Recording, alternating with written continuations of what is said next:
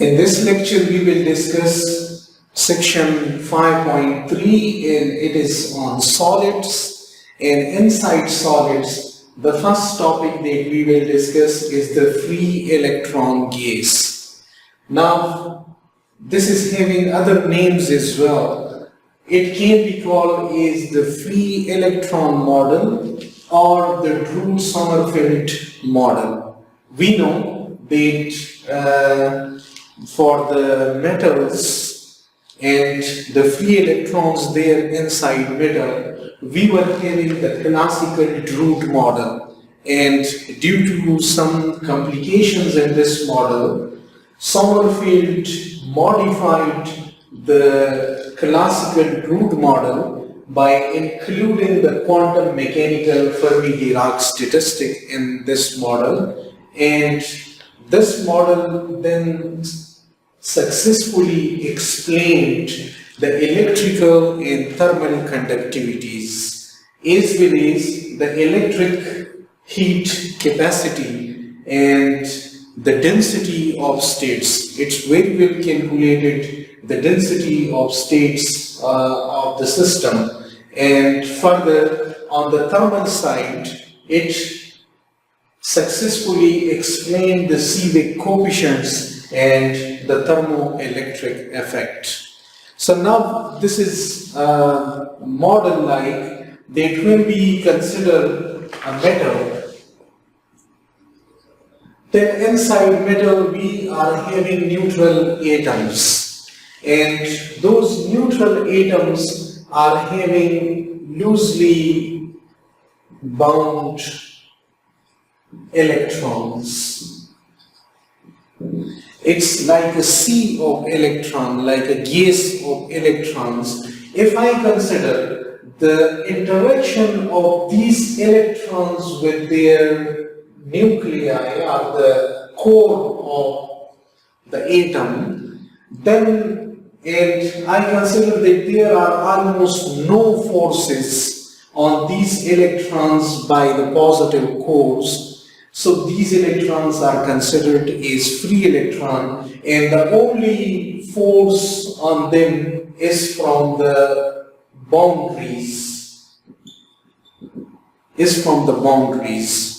Like the electrons cannot escape the metal, but they will remain inside the metal, and they can be dealt like an electronic gas or free electron gas. So we will have to solve the Schrödinger wave equation for such a system. So it is almost like the infinite square well, that we are having infinite potential on the barriers or on the boundaries of the metal, while inside we are having zero potential. So this will help us in calculating or solving the Schrödinger wave equation. So let's start with the potential. That our potential is such that we are having a Cartesian coordinate system that we are considering, and the potential is zero when x is between 0 and L, and I write a subscript x with this. This is the length of the axis that I am considering along the x-axis. And y is less than Ly and 0, greater than 0 means this is in between the y-axis, it is in between this, and similarly the z-axis is like this, Lz. And when I'm out of the metal, or on the boundary of the metal, then we are having an infinite potential. So the electrons can freely move inside the metal, but they cannot escape the metal. These conditions tell us this story. Now I know that the Schrödinger wave equation is minus h bar square over 2m del square psi is equal to E psi, because our V of x, y, z is equal to 0 in this region. So I am restricting myself to a sphere or a cube of dimensions Lx, Ly, and Lz. So I will consider this volume, and this volume is Lx multiplied with Ly multiplied with Lz. This is the volume of this free electron gas. So the electrons are free within this volume. They cannot escape this volume. So let's solve the Schrödinger wave equation for it, and we will have minus h bar square over 2m, and then I write in the partial derivatives curly square sine over curly x square plus curly square sine over curly y square and curly square sine over curly z square. This is for the del square, and we are having this equal to E sine, while E I can also write in x plus y plus z. For the moment I am writing it as E sine.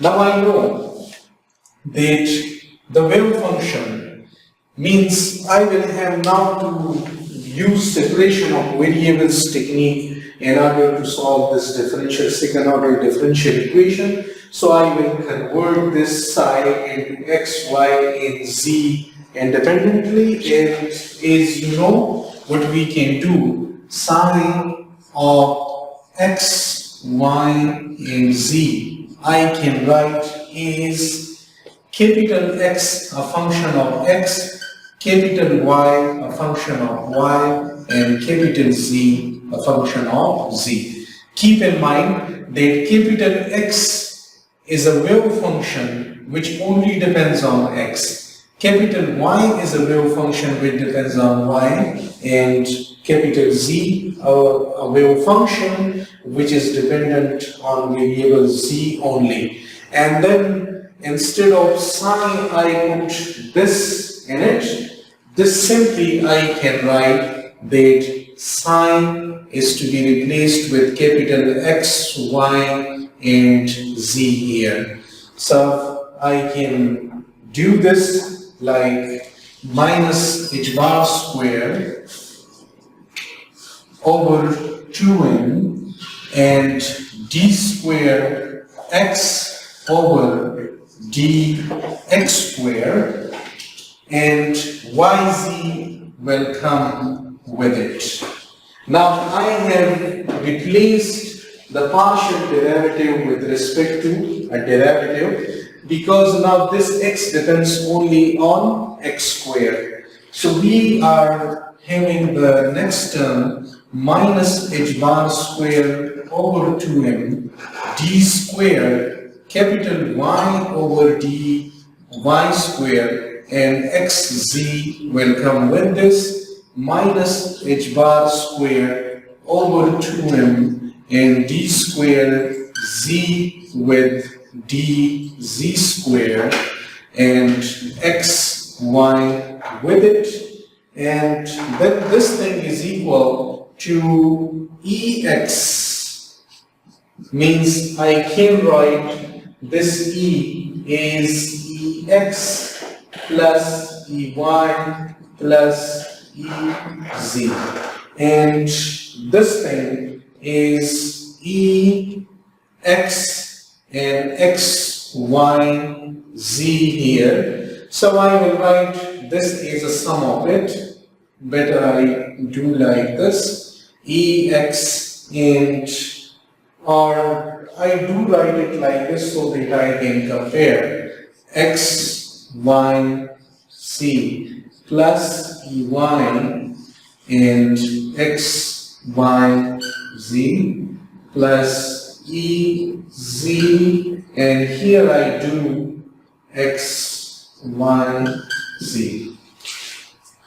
Now I know that this one, if I divide this whole by x, y, z, then I will have, if I divide this whole by capital X, Y, and Z, then 1 over x will come here, y, z will cancel, 1 over y will come here, and x, z will cancel, and similarly here as well. And what I will get? I will get here minus h bar square over 2m and d square x over dx square and 1 over x here. So I move this 1 over x here. X, y, z would have been cancelled, and I will have this ex here and x here. Similarly, I will have the others like minus h bar square over 2m d square y over dy square ey and capital Y with it, and so on for the z as well. Now I will have these are symmetric equations. I solve one of them, then I will do the rest as well easily. So I can write minus h bar square over 2m d square capital Y over dy square is equal to e y with capital Y, and minus h bar square over 2m d square z with dz square is equal to e z and capital Z with this. Now I will have to solve them by doing some substitutions.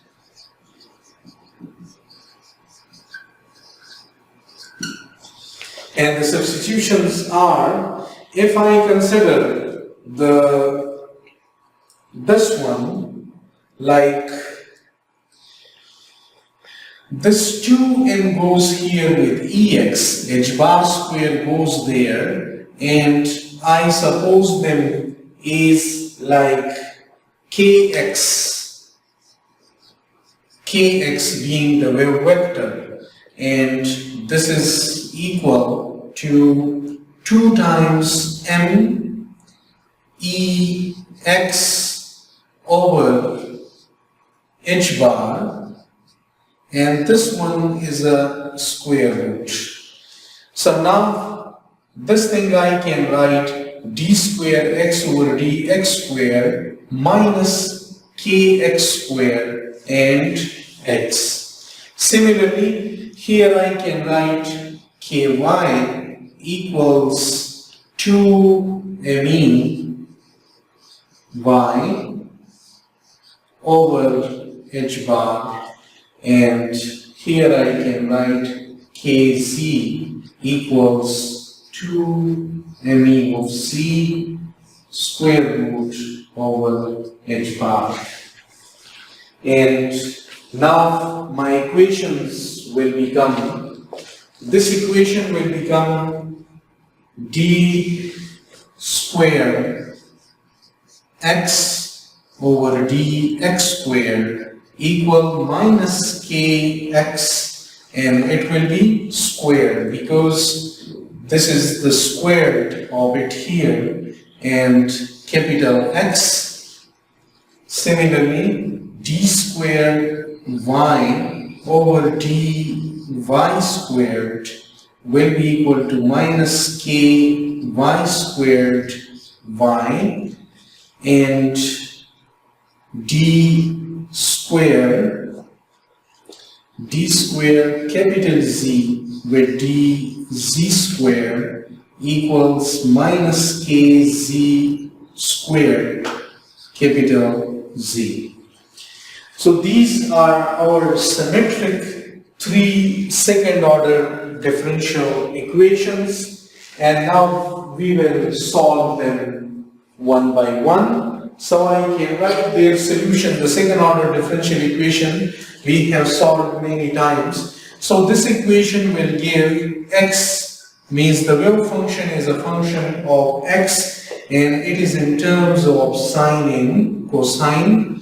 So ax, I'm writing the constant now ax here, sine kx x here, plus bx and cos kx x.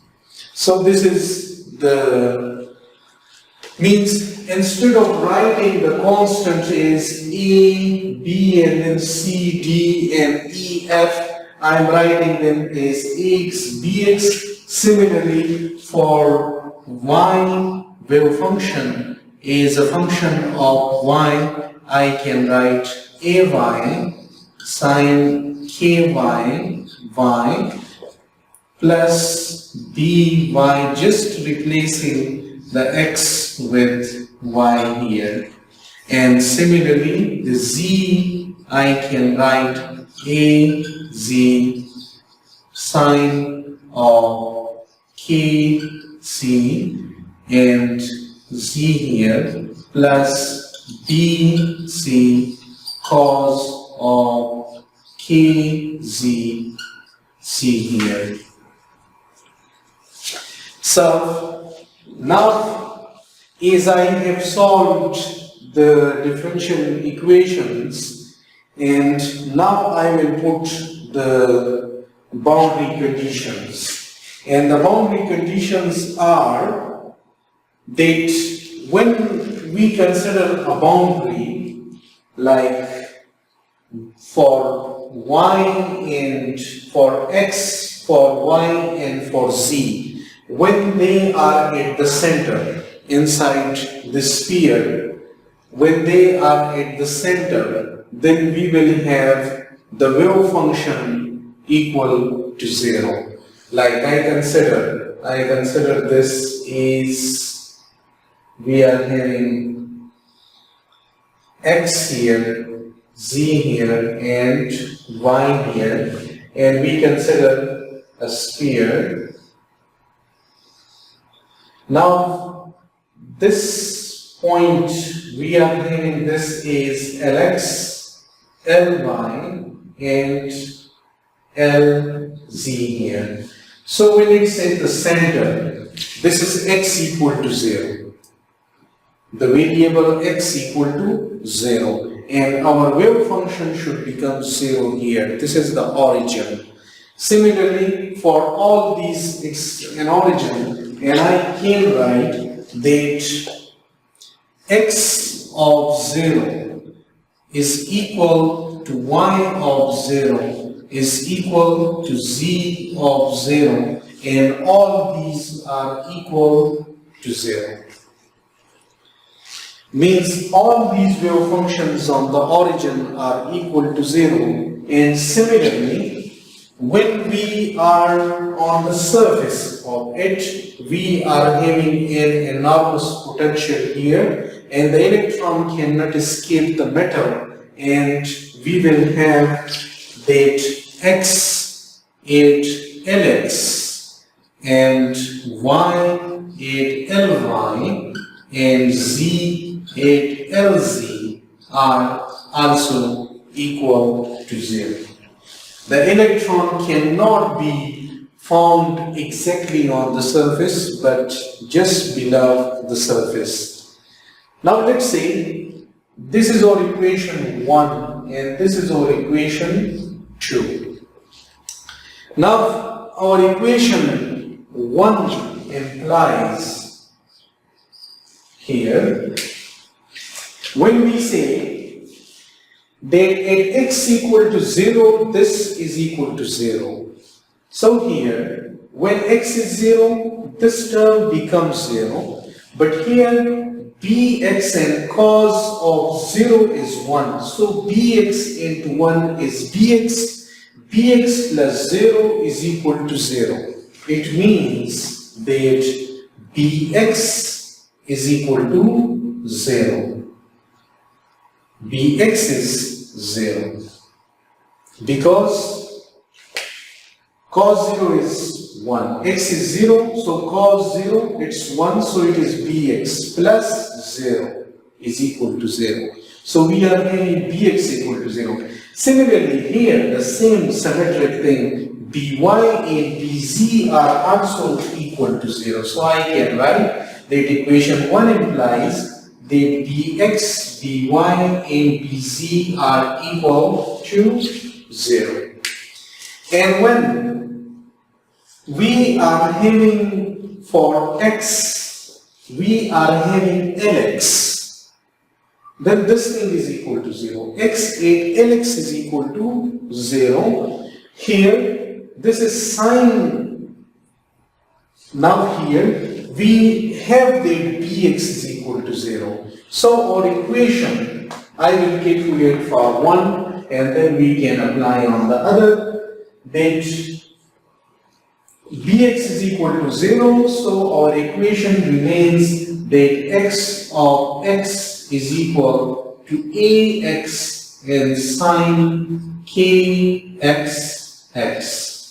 And now here, when I put Lx for x, then this thing is equal to 0. So I have 0 equals ax and sine of, for kx we have this and then lx. So I can have ax sine kx lx is equal to 0.